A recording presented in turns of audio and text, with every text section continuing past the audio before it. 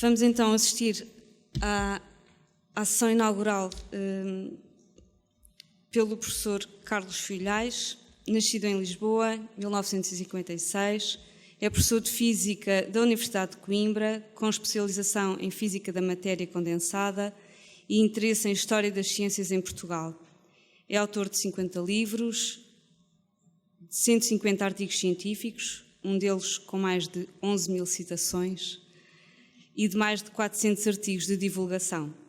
Foi diretor do Centro de Física Computacional da Universidade de Coimbra, onde procedeu à instalação do maior computador português para cálculo científico, e da Biblioteca Geral da Universidade de Coimbra, onde concretizou vários projetos relativos ao livro e à cultura. Dirige o Rómulo, Centro de Ciência Viva da Universidade de Coimbra.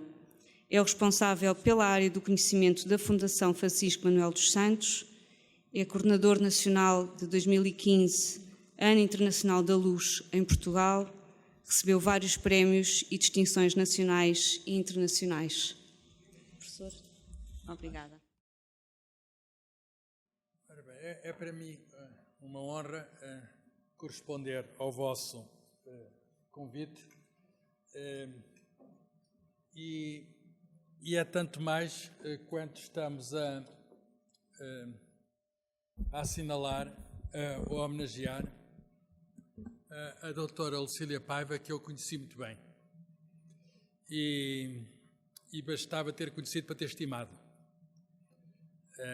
Aliás, eu conheci a família, o marido, os filhos, etc. E foi para mim um choque brutal quando soube do choque que ela teve. E esta homenagem é mais do que merecida e quando a associação me pediu para intervir, eu evidentemente não hesitei. Agora, hesitei foi no tema. Podia ter uma hesitação.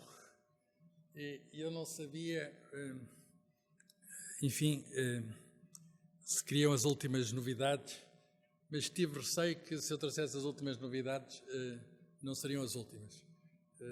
E agora, ao ver aqui o Dr. Pedro Veiga, mais fiquei convencido que as últimas novidades chegam para ele. E que ele sabe sempre as últimas novidades dos sistemas informáticos que neste momento, digamos, estão intimamente ligados às bibliotecas. Estão a ouvir, não estão? Eu decidi ir para trás uns anos. Portanto, proponho-vos uma viagem no tempo. E as bibliotecas permitem isso, são máquinas formidáveis de viajar no tempo.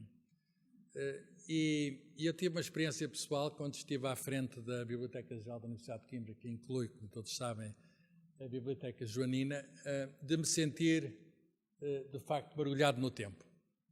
Tirando a alcatifa, ou aquele tapete, e umas vaias que ali estão, tudo aquilo é século XVIII. Portanto, é muito fácil entrar no século XVIII, o século XVIII está aqui mesmo ao lado. Mas neste cápsula do século XVIII estão coisas ainda mais antigas.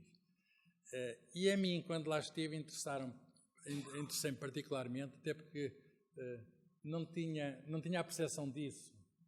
Andava a tratar de física e computadores, e não tinha a percepção do que tinha sido o nosso século XVI no domínio da ciência. Interessei-me particularmente por encontrar fontes originais, quer dizer livros e manuscritos, mas mais em particular livros do século XVI, e dos assuntos da ciência da época. E a minha questão é, tendo o século XVI sido o prelúdio da Revolução Científica, até que ponto Portugal tinha participado nesse processo, e quando é que Portugal, enfim, fez parte da ciência e que parte foi essa? Era essa a questão que eu procurei resolver comigo próprio dentro da biblioteca. E com o auxílio dos bibliotecários, ou como agora está na moda dizer, bibliotecárias e bibliotecários, agora já não é o cartão de cidadão, acho que é o cartão da cidadã e de cidadão, mas o Dr. Aníbal Pinto Castro, que foi o meu antecessor na biblioteca, quando eu fui para lá, ele avisou-me logo que era mais bibliotecárias que bibliotecários. E eu perguntei, mas porquê? Ele disse, foi Noé, que ao pôr os animais na arca, dizia ele com muito humor, tinha esquecido de emparelhar todos eles. Ele dizia aquilo com um ar, enfim, que eu não sei reproduzir, mas da maneira como ele dizia tinha piada. De modo que eu, com o auxílio das bibliotecárias e bibliotecárias, eu fiz essa entrada no mundo que me interessou em particular do século XVI, e uma das obras que mais me impressionou foi uma obra das ciências da saúde, da medicina. Quer dizer, uma pessoa guarda poucas recompensas da vida, mas algumas existem. E uma delas foi, enfim, que eu posso repetir, não é? Foi ter pegado, enfim, os bibliotecários e bibliotecários são pessoas felizes porque podem ter essa experiência mais vezes. Ter feito um contacto direto, tátil, com o século XVI, quer dizer, não só entram nos séculos antigos, mas pegam neles, contactam com eles. E a mim deixaram-me, por ser o diretor, deixaram-me pegar neste livro, que era o privilégio do diretor pegar neste livro, e de facto foi um momento que me emocionou passar, de repente, a ter contacto com uma obra de 1543, que é um ano que para alguns estudadores de ciência é considerado como, dizem mesmo que é o início da ciência moderna. Há um outro livro que, curiosamente, foi publicado neste mesmo ano, que é o livro de Copérnico, A Revolução dos Orbes Celestes, que é um livro que revoluciona completamente. O livro vai demorar muito tempo a fazer passar a mensagem, não é? Sem Galileu, no século XVII, Copérnico, quase um século antes, não teria sido quem foi, quer dizer, foi preciso, digamos, a intermediação de Galileu.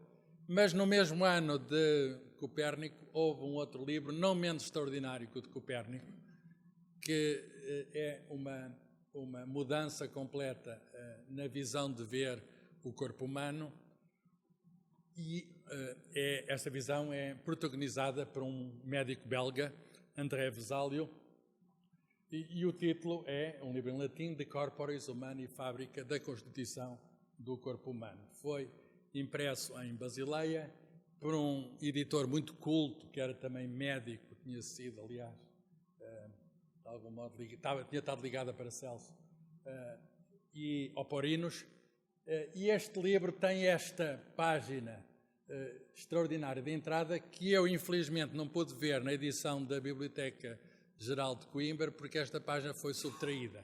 Quer dizer, alguém achou, não sabemos quem, no decurso da história, que a primeira página valia por si.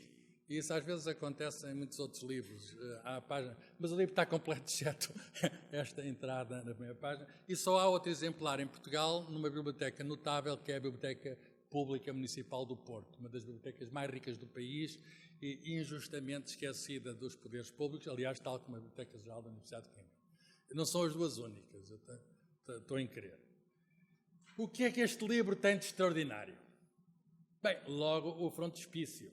Se fizermos aí o zoom, exatamente não é bem o centro do livro, mas é o centro entre o título e ali a nota embaixo do editor, o centro é o corpo humano e é o interior do corpo humano. Quer dizer, o centro do livro é o interior do corpo humano e Vesalio é aquele médico que está do lado esquerdo a apontar para o cadáver o interior do corpo, e está toda a gente a olhar para o ponto central do livro, numa perspectiva, digamos, o livro está desenhado de acordo já com os eixos da perspectiva que tinham aparecido no Renascimento, e há aqui pormenores que são simplesmente incríveis. Por exemplo, há aqui duas figuras em primeiro plano, as maiores, estão vestidas com trajes que são trágicos da Antiguidade Clássica. É como se os antigos, em particular Hipócrates e Galeno, estivessem a aprender alguma coisa. Eles tinham falado e escrito tanto sobre o corpo humano, mas finalmente estavam, mas não olhavam para ele, ou não olhavam para ele com olhos de ver. Estavam a olhar para o corpo humano digamos, também muito curioso, alguns animais que substituíam o corpo humano, digamos, as disseções não eram feitas até aí, pelo menos por via de regra, não eram feitas com os seres humanos, eram feitas com animais, e encontram-se aí carneiros encontram-se macacos. Isto fica por, enfim, o exercício é onde é que está o macaco. Mas parece que não será difícil de encontrar. Estão todos a assistir, digamos, estão todos a assistir ao aparecimento, ao surgimento da nova ciência. E a nova ciência é uma ciência experimental. É uma ciência em que se abre para ver. A cirurgia apareceu nesta época. O médico passou a ter o instrumento para ver se o que estava nos livros estava certo, porque até aí limitava-se a ler os livros. Quer dizer, o Aristóteles, por exemplo, disse que a mulher tinha menos dentes que os homens, isto só para falar da diferença entre bibliotecário e bibliotecário.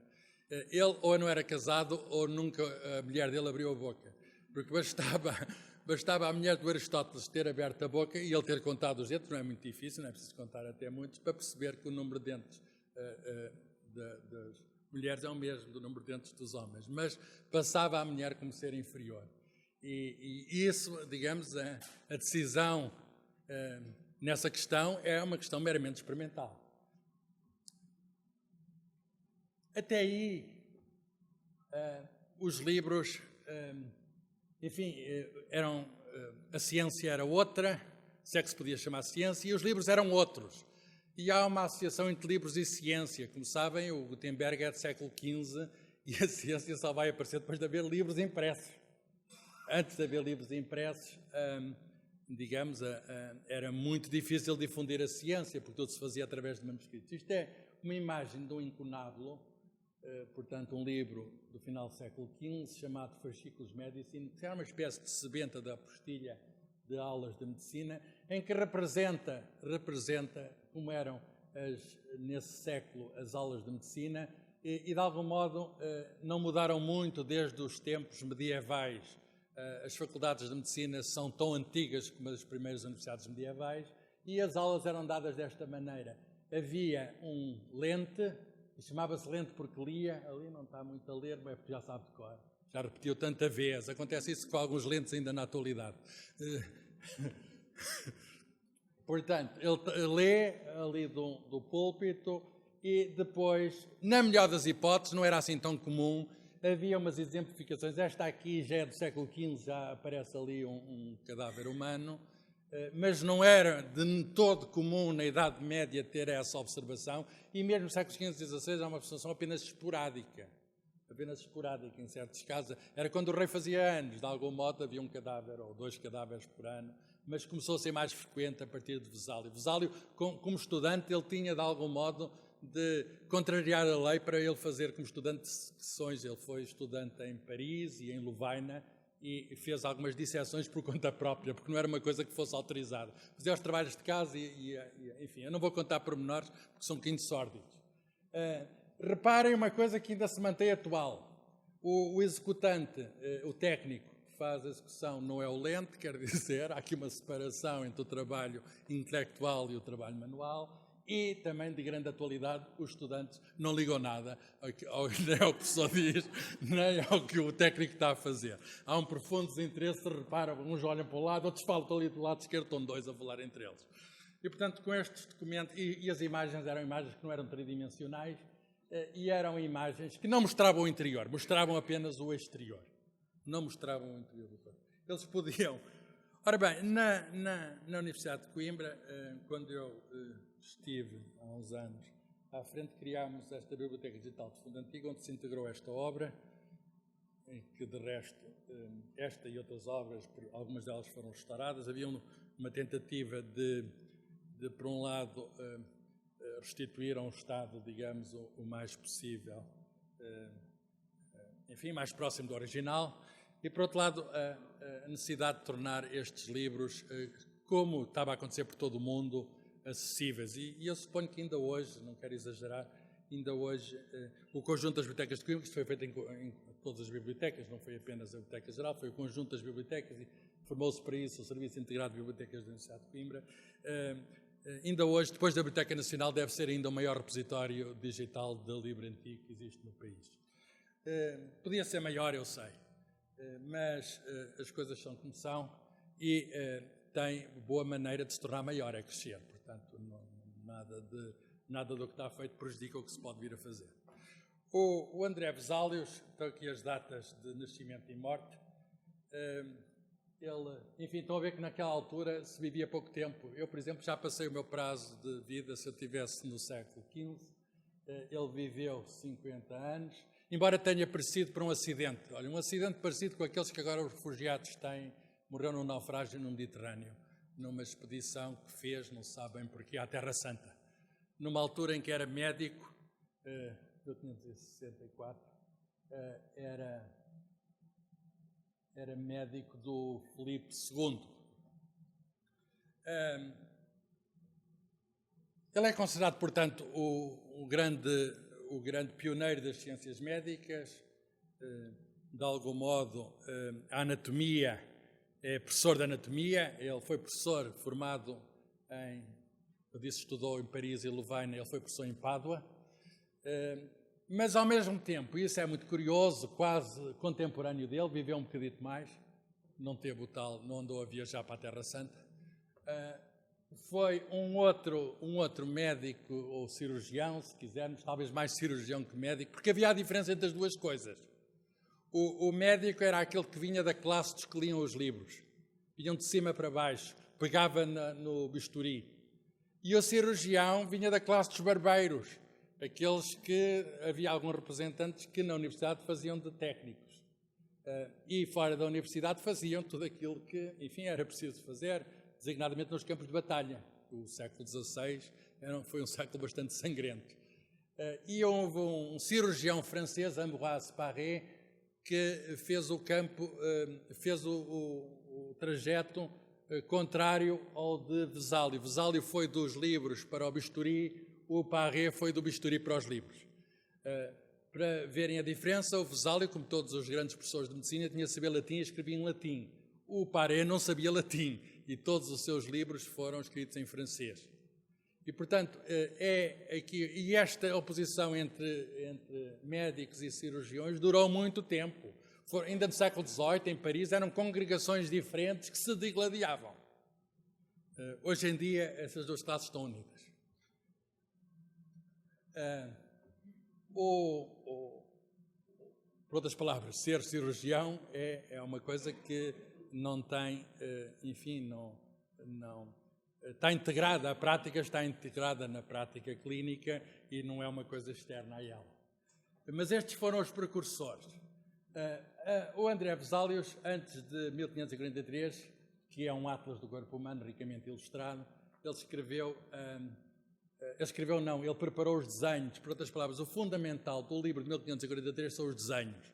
E os desenhos surgiram a partir da necessidade de ele mostrar aos alunos, nas aulas, através de representações permanentes, aquilo que estava no interior do corpo humano. Portanto, ele escreve tábuas anatómicas, sexo não é de sexo é 6 tábuas anatómicas, e são 6 desenhos de anatomia feitas por ele próprio. Ele tinha, de algum modo, jeito para o desenho, embora tivesse sido ajudado na gravação depois por um artista da escola, um artista holandês da escola de Tiziano.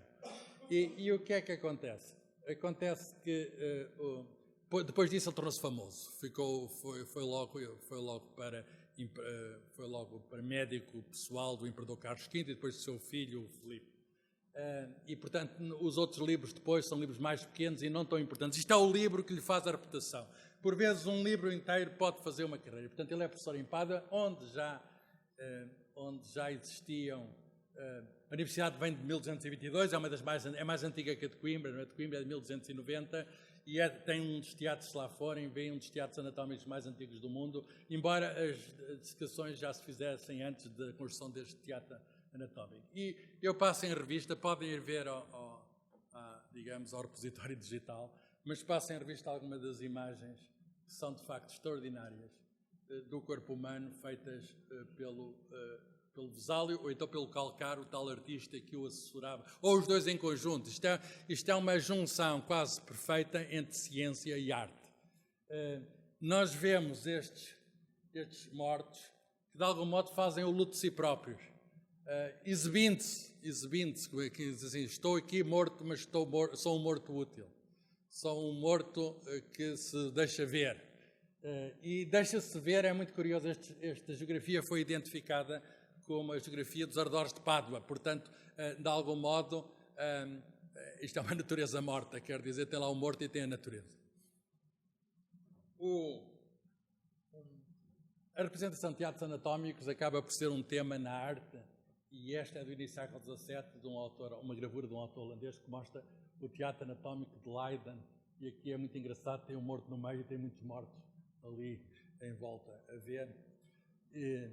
O Ambroise Paré, como eu já disse, não era médico, mas cirurgião barbeiro, e aprendeu na prática no Hospital de Paris.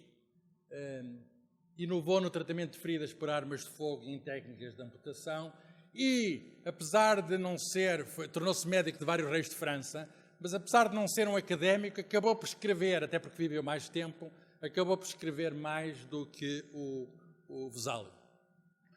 Os dois chegaram a encontrar-se numa junta médica do rei Henrique II de França, que teve um acidente num torneio, uma lança despassou-lhe o crânio, e chamaram médicos de todo lado, e o Vesálio esteve nessa junta, e o Paré esteve nessa junta. Houve também um médico português pouco conhecido, Fernão Lopes, esteve também nessa junta, e depois os médicos não decidiram nada, mandaram vir um curandeiro morto, e depois o Mouro, não é um curandeiro morto, peço desculpa, um curandeiro Mouro, Mouro, uma medicina, digamos, de outra religião, e também não deu nada, mandaram vir a Virgem da Tocha, enfim, e também não deu, e ele morreu. Mas tentaram tudo, tentaram as medicinas convencionais e as outras. Portanto, os dois ainda chegaram a encontrar. De resto, o Paré faz um resumo deste livro para os outros, para os cirurgiões. Portanto, de algum modo, há aqui um cruzamento entre a teoria e a prática, e do lado da prática esse esforço é muito grande. Isto é uma imagem de um livro de 1549, um livro de Dioscórides. Portanto, é um livro de Dioscórides e depois está pintado, e mostra a questão dos sangramentos, que era uma técnica muito habitual e era preciso saber de que lado se fazia, onde é que se fazia. Conforme a doença, era preciso associar ao sítio onde se fazia o sangramento. Eu não queria estar doente no século XVI. Eu mostro estes livros, mostrei aos médicos e eles diziam-me: epá, é o pior que se pode fazer. E naquele sítio, portanto, eles dizem, bem, estas são imagens do lado dos cirurgiões, não propriamente livros do Paré, mas de livros sobre técnicas cirúrgicas, neste caso de amputação, que era preciso fazer por vezes no campo de batalha. Trepanações, são os objetos, enfim, eu não quero, enfim, abusar da vossa sensibilidade, ou antes prejudicar, digamos, as pessoas mais sensíveis que aqui estão, mas eu fiquei horrorizado ao ver algumas das coisas que se faziam no século XVI.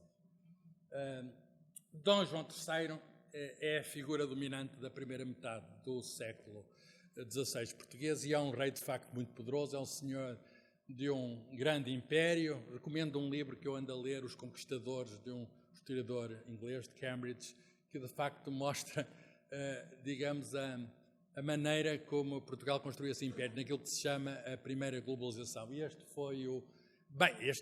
apanhou a coisa já feita. Antes disso, Dom João II e Dom Manuel deixaram-lhe, digamos, construir o império, e ele foi o senhor, de facto, de um vasto império, e foi o homem que, no ano de 1537, transferiu a Universidade de Lisboa para Coimbra. Não sei se sabem porquê, certeza que sabem. A cidade de Lisboa tornou-se uma cidade cosmopolita, e a Universidade de Lisboa estava na Alfama, estava num sítio de grande movimento, e não havia de facto as condições, os estudantes eram poucos, mas não havia condições mínimas para estudar. Eles de facto estavam no meio das festas permanentes. Vieram para Coimbra pensando que não deixava de haver festas. Eu tenho a impressão que se enganaram. Eles ainda pensaram numa solução que não foi aprovada, que era Torres Vedras, que seria uma espécie de Cambridge, ali mais perto de Lisboa, mas o povo de Torres Vedras não quis que lhes perturbassem. Depois fizeram lá o carnaval, mas é outra história.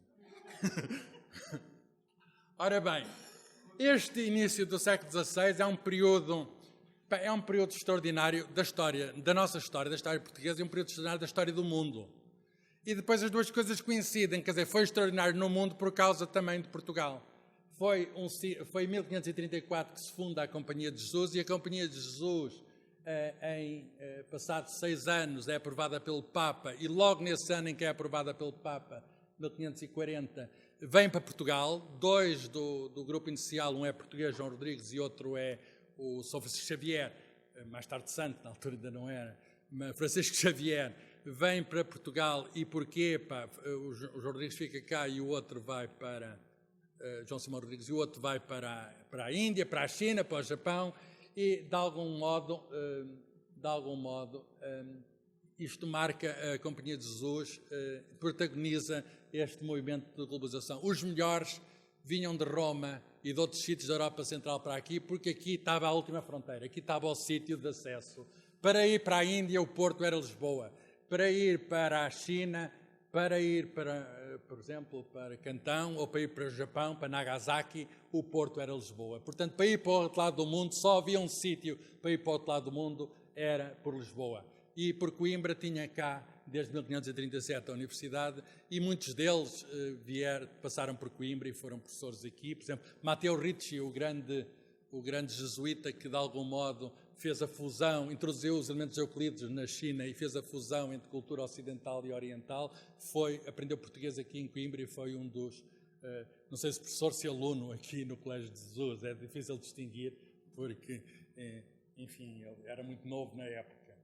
É o tempo também da Inquisição, 1536, já existia lá fora e o rei Dom João III introduz a Inquisição aqui dentro. Isto vai, enfim, é o tempo do melhor.